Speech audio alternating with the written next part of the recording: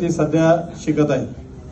मात्र ह्या 14 लाख विद्यार्थ्यांचं गुणवत्ता मूल्यमापन करण्यासाठी आपल्या प्रत्येक जिल्हा परिषद असो, नगरपालिका असो किंवा आयुक्त संचालक ऑफिसमध्ये उर्दूचे अधिकारी किती आहे हे अद्याप कोणालाही माहिती नाही आणि कोणी नाहीत. पण परवाचा विषय गेल्या 2 महिन्यामागे SCRTने निपुणचा विषय घेतला, निपुण चाचणी भाषेचं.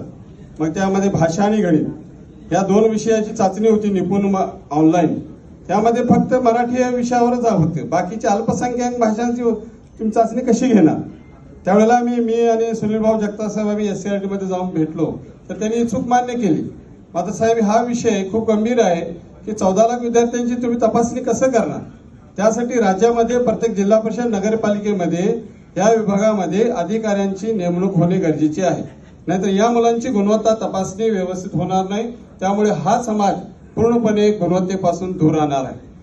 अजून एक विषय साहेब, शाळा आहेत, शाळेमध्ये शिकवणारे इयत्ता 1 ते 8 किंवा 6वी 8वीचे विद्यार्थी शिकत आहेत.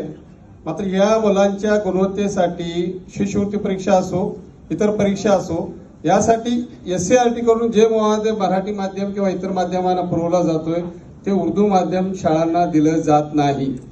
आम्ही कित्येक वेळा या विषयावर तक्रार करतोय. मात्र हे विषय दुर्लक्ष होत आहे.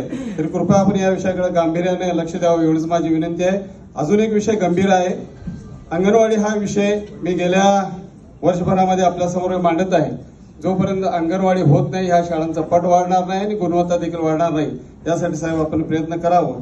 मी फक्त एवढंच सांगतो शेवटच्या वेळेला साहेबांच्या बद्दल की भाई हवाओं ने नशेबन का तिनका नहीं छोड़ा मगर हमने भी तो तामीर का जज्बा नहीं छोड़ा. नफरतों के शहर में मोहब्बतों की तमन्ना करते हैं, आपकी आमद का हर लम्हा इंतजार करते हैं. मिले हर किसी को अभयंकर साहब जैसा दोस्त, खुदा से हरदम यही दुआ करते हैं.